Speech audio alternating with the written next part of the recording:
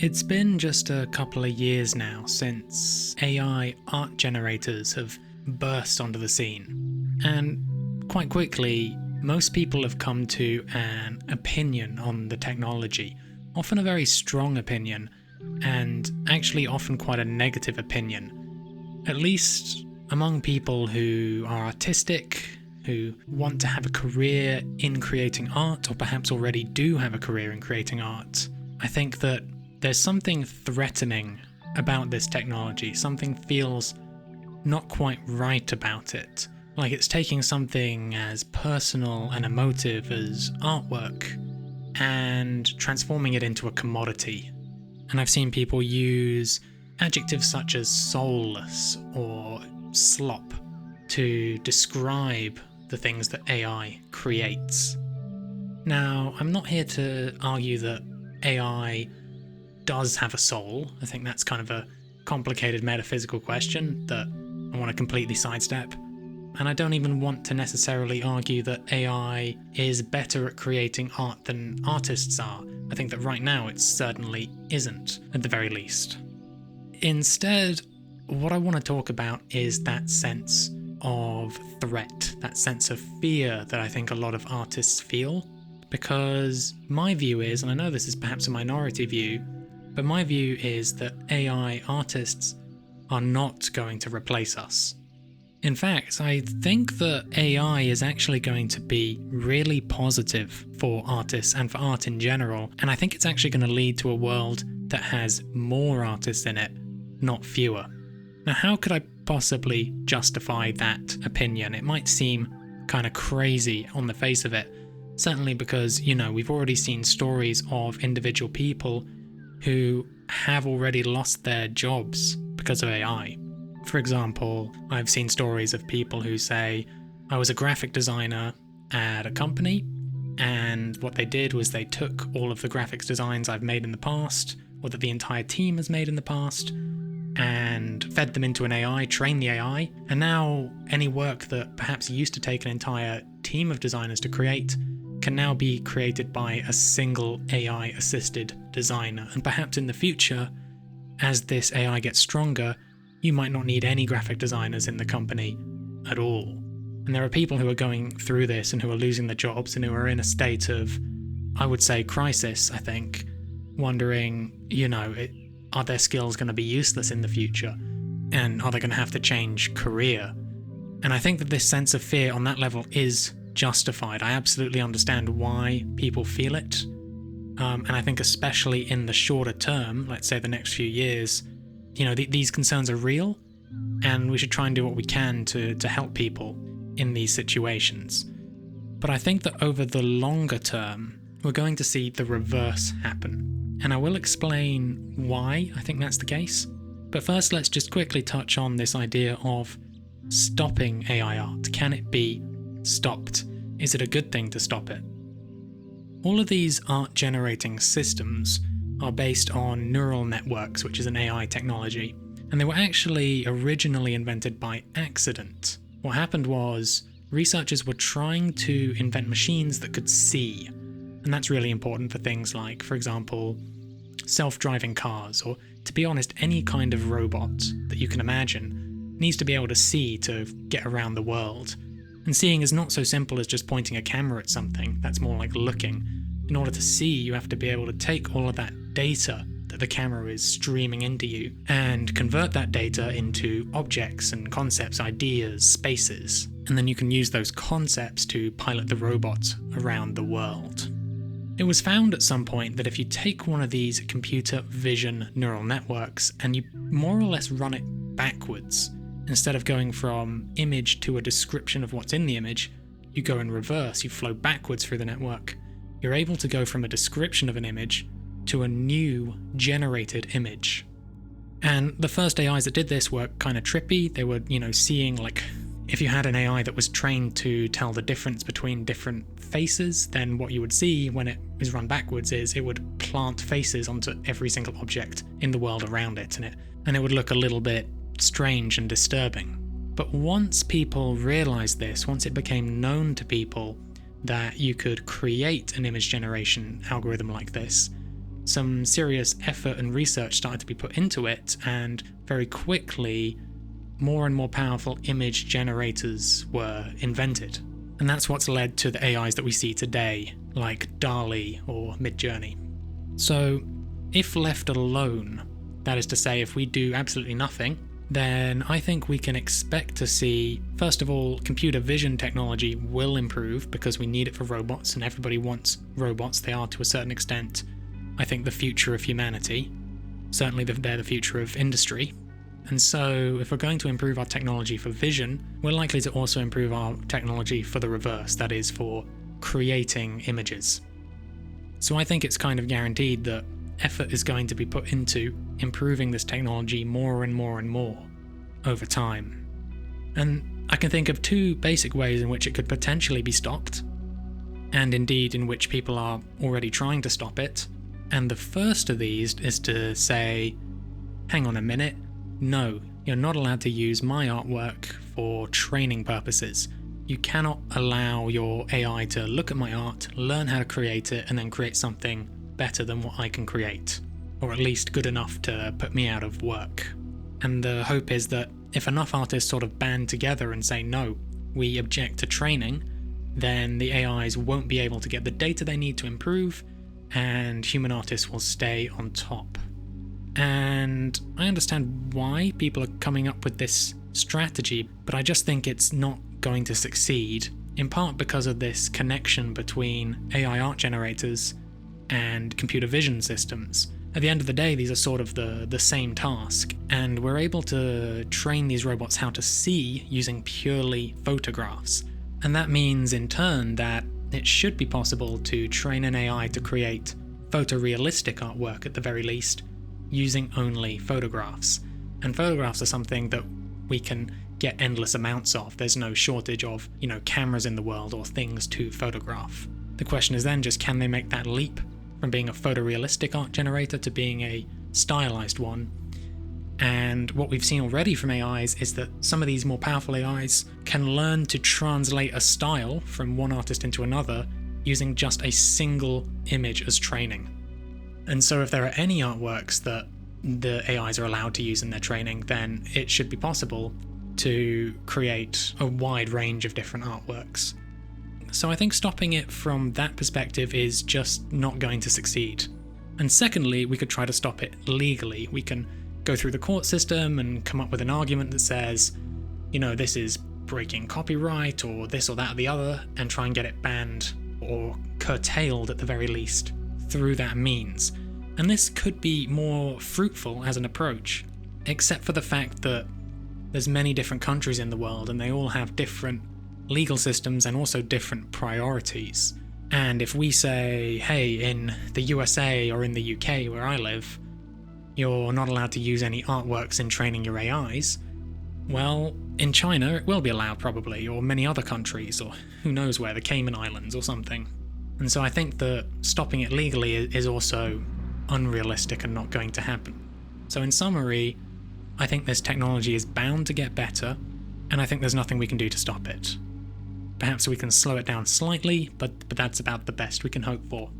So, as the saying goes, if you can't beat them, you should join them. And I think that there are some things that can be done to create AI that is more harmonious with artists and that becomes an asset to an artist rather than becoming a replacement for an artist. Currently, we tend to think about AI as a replacement human, kind of like a Terminator or an iRobot from the Hollywood movies.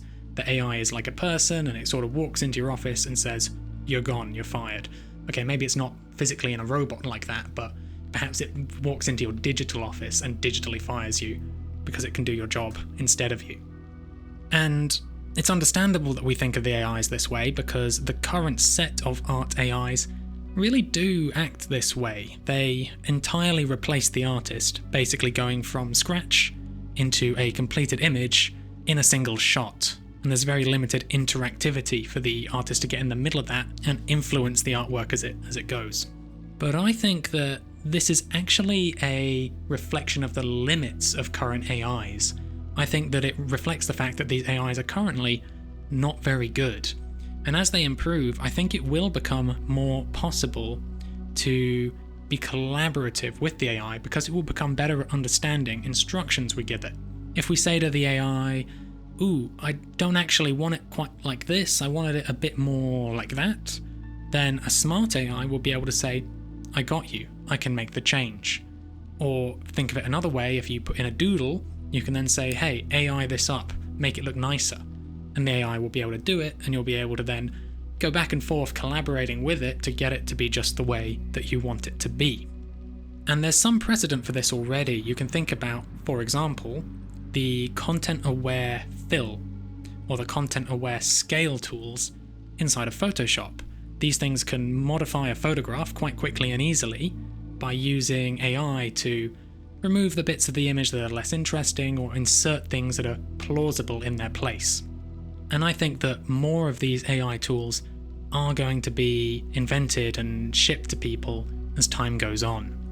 In other words, I think that over time we'll have less and less of an AI painter and more of AI paintbrushes.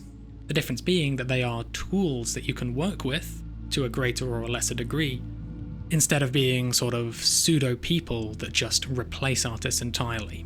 Now, I know this is all a bit speculative and I can't prove that this is the direction that AI is heading, but I do believe it, and I've brainstormed a whole bunch of different ideas to show you how this could be used and just how powerful this could actually be. Let's start with some really simple examples. Suppose I am an artist, maybe I'm even an artist that's just sort of getting started, and I want to draw an artwork that contains some human figures in an interesting pose. I could draw out my sketch for the figures, and then I could ask the AI, hey, can you just quickly correct my anatomy here? I know it's not 100% perfect, can you just shift it around? And the AI can say, okay, shift it around, get you perfect anatomy. Perhaps you could even say, well, actually, I don't want perfect anatomy, I want a bit of exaggeration here or there. And also potentially the AI could act a bit like a tutor for you and say, sure, well, I'm turning this a little bit to the side, also your feet are a little bit too small, also you've forgotten this muscle on the body, so I've added these things. And in that way, you can be taught how to make art better, while at the same time having your art improved by this AI. Similarly, imagine you have made a painting, but you feel like something's not quite right about it. Maybe what you need is a bit of a color change, a bit more vibrancy, a bit more contrast, or maybe even a bit less. Well, with an AI, you could quickly get the AI to swap out different colors so that you can see more clearly what the artwork would look like with various changes, and perhaps the AI can even suggest changes that you can then review. I think there's a lot of possibility here for AI to really improve and speed up the workflow of creating paintings. But there are other areas where the benefits are even more significant than that. Let's think for a moment about manga artists. It's famously a terrible industry. The workload of a manga artist is absolutely horrendous by Western standards and perhaps even by Japanese standards. They're expected to, first of all, write and plan an original story. Then they have to take that story and turn it into a storyboard of panels for their manga. Then they have to draw those panels out in full with all of the details. Then they have to ink them, and they have to add shading and effects and dialogue bubbles and all of this sort of stuff, and they've got to do 20 pages of it every single week, almost without fail. It's an almost impossible job to do, and famously, manga artists have terrible health, and sadly many of them work themselves into the grave. One of the clearest examples of this is the manga series Berserk, which is a very influential series, a very popular series, and it's been going on for decades, and it perhaps has the most detailed and realistic drawings in it of any manga that's ever been made. It's pretty incredible just how much detail and just how many drawings were made for this manga in his lifespan.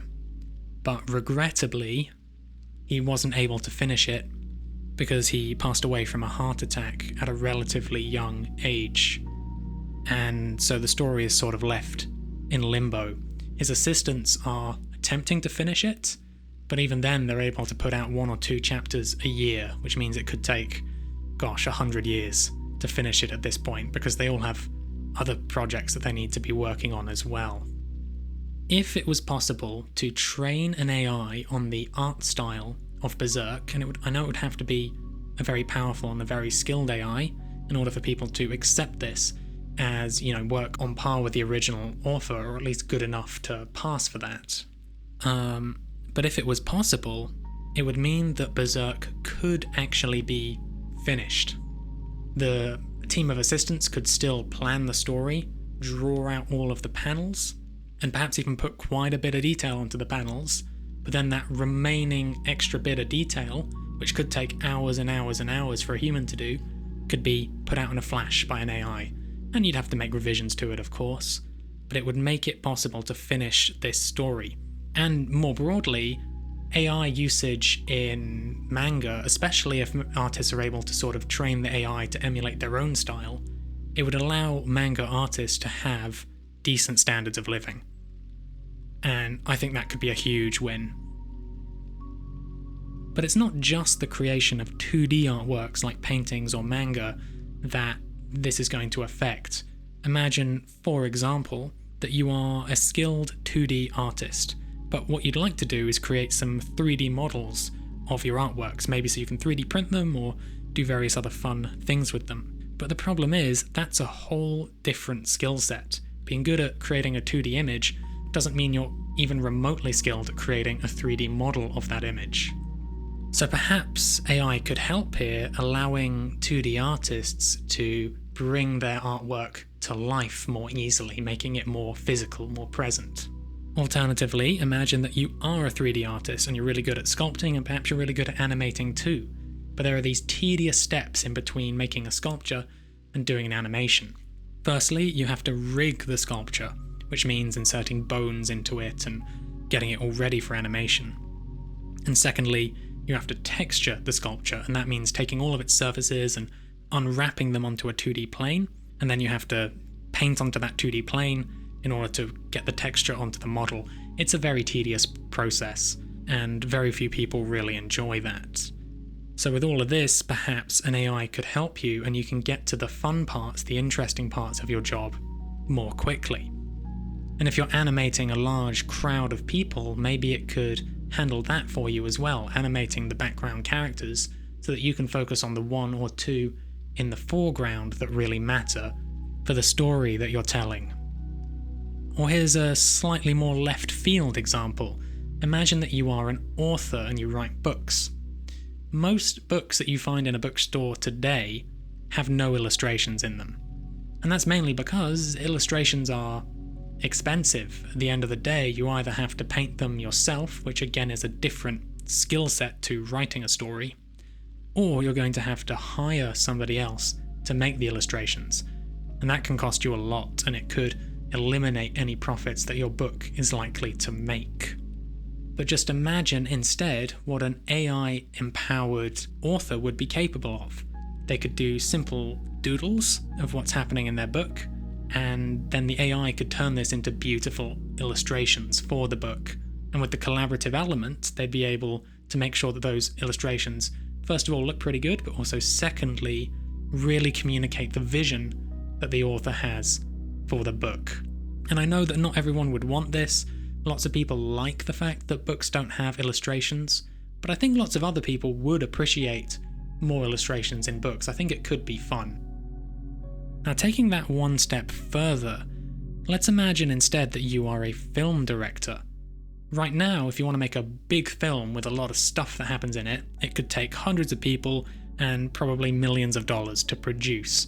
And so becoming a film director is actually quite out of reach for most people unless you're making a very simple film with a limited scope, which many people still do in fairness.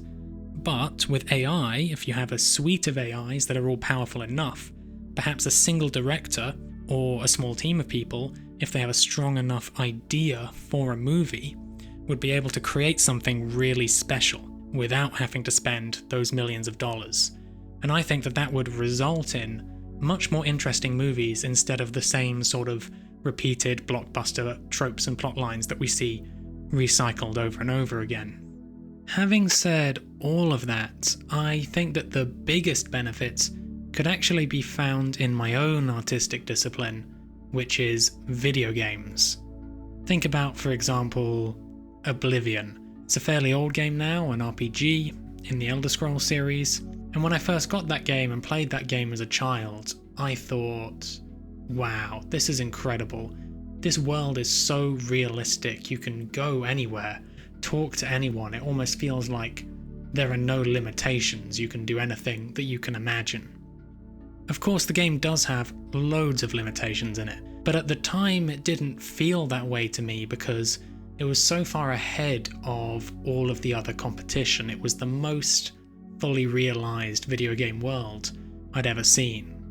And so later on, years down the line when Skyrim, the sequel, came out, I was very excited for that game, but ultimately also very disappointed by it when I played it because I felt that for every limitation they'd lifted, for every step forward they had made in creating a more realised world, they'd taken a step back or half a step back in a different direction. And it kind of felt like, I was hoping and expecting that by this time in the future, games would be so much more advanced. Games up to that point had advanced so rapidly in so many different ways. I thought that must continue, and the sequel must be a much more realistic world, and the sequel to that would be even more realistic still. And I think this disappointment has become shared with a lot of people as Bethesda has continued to release games. They released Fallout 4 and also The Elder Scrolls Online and Starfield. And with each game, I think more and more people have started to feel like these games are not keeping up with their imagination of what they wanted these games to become.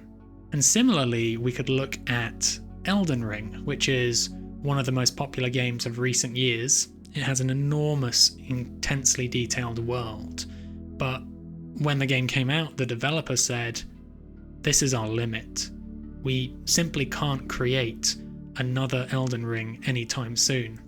And we also definitely can't create a game even bigger in scope than Elden Ring. It took everything that we had, and we're going to have to make some smaller games in the future." And in both cases, the problem here is that we are still building video game worlds with brute force. Every single detail of these worlds has to be created by a person, programmed into the game. And there's just a limitation on how many people you can realistically hire to work on a single project. And therefore there's a fundamental limit to how realistic video game worlds can become. But this could all change with AI. Instead of having to plant every tree in a forest, just get the AI to do it. It's not that important of a detail, and the artist can focus on the things that really do matter, because every project at the end of the day is going to have a scope. It's going to have things that the artists care about, that they want to communicate, that they want the player to experience, and other things that are more in the background, and you could get AI to handle those things. Secondly, you could have AI power NPCs within games, and Nvidia is currently working on this, and I think that in a couple of years' time we will see video games that do this, where you can go up to an NPC and you can talk to them in natural language, and the AI will respond to you in character, and you'll be able to do things like try to trick the NPCs, try to persuade the NPCs. A lot of RPG games today already have these kinds of persuasion or tricking mechanics in them, but they're usually done using a dice roll instead of you literally trying to persuade or trick them using your dialogue. And I think that could be groundbreaking in an entirely different way, opening up the field of RPG games to be much better than was ever possible before. Sort of like you have a team of Dungeons & Dragons game masters working behind the scenes to make your game as engaging as possible. But even moving away from using the AI within the game, I think that just using AI to create games will give huge benefits as well, especially for small teams. Imagine if a concept artist was able to create their concept art and then have a suite of AIs turn it directly into an in-game asset. Then you wouldn't need to have a concept artist and a 3D modeler and a rigger and all of these sorts of things. you could just go from concept to reality, and that would mean that video games could be made with smaller teams and therefore made more cheaply, and therefore many more of them could be made. So that's a range of examples for why I think that AI is really exciting in the field of art. But there's a criticism that I think many of you might be thinking about this whole time, which goes something along the lines of, okay, cool, it's great that AI can do all of this stuff. But if AI can do all of these different things, if it can do bits of every discipline, or maybe even the whole of every artistic discipline, can't it just replace us entirely? It's a legitimate question. And maybe they could, but I think that they won't. I think that even when AI becomes advanced enough and powerful enough to replace artists entirely, I still think that they won't. And to explain this, let's think about chess. Chess is a game where AIs became superhuman at beating the game 20 years ago, and they've only gotten better and better since then. At this point, the best computer is so far beyond what a human's capable of in chess that it's not even funny. And yet, nobody really watches AI chess computers play each other. It's not very exciting. Instead, we still care about the human element. We want to see people playing in tournaments, facing off against each other. We want to see characters and stories, and we want to see that human emotion within the game. These players will and do use AI to help them train, to help them improve. And it's meant that people are getting better at the game actually far faster than they used to in the past. And yet despite that, it's still the humans we care about. Even if an AI is technically better than all humans at doing it, it still doesn't matter to us, because the human in the loop is the interesting part. And I think that similarly, having a human in the loop makes artwork more valuable as well. We want to see human-created art because we want to feel the human feelings of the person who created it. And so, even when AI artists become more talented than any of us, I still think that we're going to need humans to bring that touch of humanity to what they're creating. And as a final message of hope, something like this has happened before. It used to be the case that the vast majority of paintings in the world, and therefore the vast majority of painters, were portraits and portrait painters. That's because wealthy people all across history have wanted portraits of themselves so that they can show their descendants who they were, what they look like, and sort of have a little bit of preservation into the future. But then, somebody went and invented the camera, and this machine could create perfect portraits for a tiny cost. And even though the first cameras were not very good, the technology rapidly improved, and it wasn't long before portrait painters simply couldn't keep up with the power of cameras. So, was that the end of painters? Or the end of painting? No. Actually, in response, painters invented modernism. All of the great modernist painters like Monet and Van Gogh and Picasso and all of their contemporaries, they only came into being after the camera had been invented. And that's because the camera brought a need for reinvention. And today, more people are painters than at any point before in history. And I think that the same is going to happen with AI art. We're going to become more free to follow our creative inspirations, not less. When you have that fleeting flash of inspiration, and it can be very fleeting, you're going to have that power to make it more real more quickly, bring it more into the real world faster. And I think that will unlock human creativity. After all, finding a way to engineer creativity, which is what these AIs ultimately are, is only going to result in a more creative world. Having said that, this is all just my opinion, and I am speculating a long time into the future, so I could be completely wrong. If you have a different opinion, I'd love to hear what you think. Leave a comment below. Am I wrong? Am I crazy? Tell me your thoughts. And thanks for watching all the way to the end of this video. I'm trying to make videos more frequently now than I have in the past, and you can expect a new video every Friday. So if you want to follow along with my musings on art and games, or to follow development on my current game, which is sort of an Anthill simulator kind of game, then be sure to give the channel a follow. And I'll see you next time.